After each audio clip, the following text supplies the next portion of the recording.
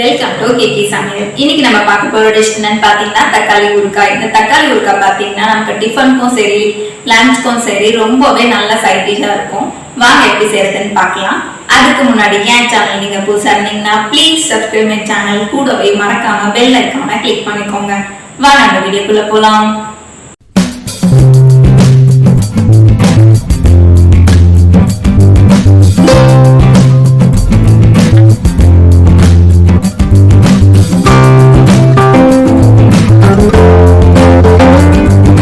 நம்ம இன்றைக்கி 2 கிலோ தக்காளி ஊறுகாய் எப்படி பண்ணுறதுன்னு பார்க்க போகிறோம். அதுக்கு முன்னாடி தேவையான பொருட்கள் பார்த்துடலாம். நான் இன்றைக்கி 2 கிலோ தக்காளி எடுத்திருக்கேன். தக்காளி பார்த்திங்கன்னா நல்லா பழுத்து இருக்கணும், நாட்டு தக்காளியாக இருக்கணும். காஞ்ச மிளகாய் பார்த்திங்கன்னா 15லேருந்து 20 எடுத்துக்கோங்க. உங்களுக்கு காரம் இன்னும் அதிகமாக தேவைப்படுச்சிங்கன்னா நீங்கள் அதிகமாக எடுத்துக்கலாம். கடுகு 2 டேபிள் ஸ்பூன், வெந்தயம் 1 டேபிள் ஸ்பூன்,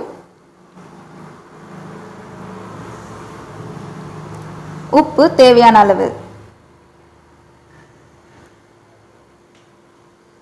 பெருங்காயம் 1/2 டேபிள் ஸ்பூன்,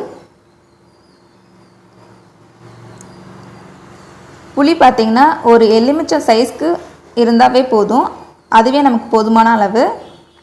நல்லா ஒரு அகலமான பாத்திரம் எடுத்துக்கோங்க, அப்போ தான் நம்ம தக்காளி ஊறுகாய் பண்ணுறதுக்கு ரொம்ப ஈஸியாக இருக்கும். ஃபஸ்ட்டு 3 டேபிள் ஸ்பூன் நல்லெண்ணெய் ஆட் பண்ணிக்கோங்க. எண்ணெய் நல்லா பரப்பி விட்டுக்கலாம்.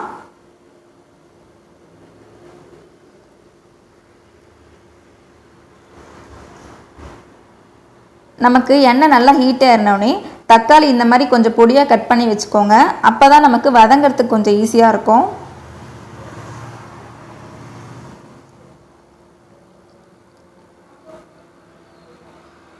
நம்ம இப்போ இது நல்லா கலக்கி கொடுத்துக்கலாம். நம்ம இப்போ இதை மூடி போட்டு ஒரு 2 நிமிஷம் போல் நல்லா வேக வச்சு எடுத்துக்கலாம். இப்போ பாருங்கள், 2 நிமிஷம் கழித்து நம்மளோட தக்காளி வந்து ஒரு 10% போல் நல்லா வெந்திருக்கும். பார்த்திங்கன்னா சாஃப்டாக இருக்கும்.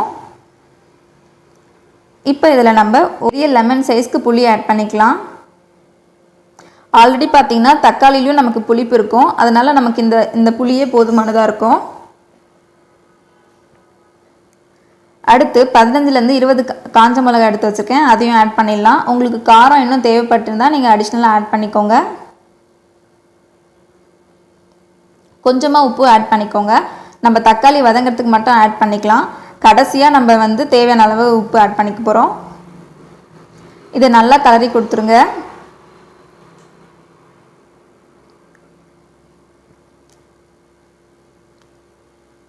நல்லா நம்ம அடுப்பை வந்து லோலேருந்து மீடியம் ஃப்ளேம் வரைக்கும் போட்டுட்டு ஒரு 15லேருந்து 20 நிமிஷம் வரைக்கும் வந்து நல்லா வதக்கி எடுத்துக்கலாம்.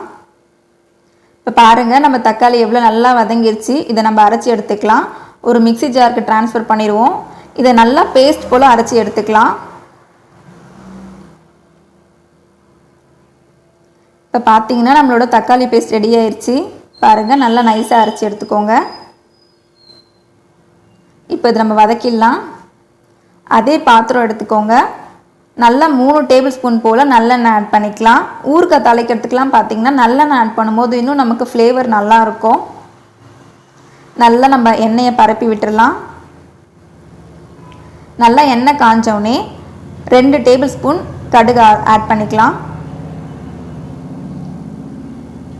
நல்லா கடுகு பொரிஞ்சோடனே 1 டேபிள் ஸ்பூன் போல் வெந்தயம் ஆட் பண்ணிக்கலாம்.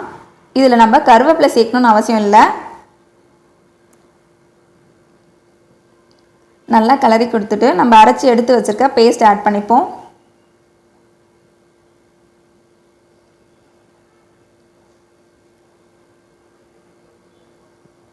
நல்லா கலரி கொடுத்துட்டு கடைசியாக பெருங்காயம் ஆட் பண்ணிக்கலாம், 1/2 டேபிள் ஸ்பூன். இப்போது உங்களுக்கு தேவையான அளவுக்கு உப்பு ஆட் பண்ணிக்கலாம். இப்போ பார்த்தீங்கன்னா நம்ம தக்காளி நல்லா வதங்கியிருக்கும், நம்ம கண்டென்ட்டும் கம்மியாக இருக்கும். இப்போ நீங்கள் உப்பு ஆட் பண்ணும்போது அது டேஸ்ட் நமக்கு கரெக்டாக இருக்கும். நம்ம நல்லா கலரி கொடுத்துக்கலாம்.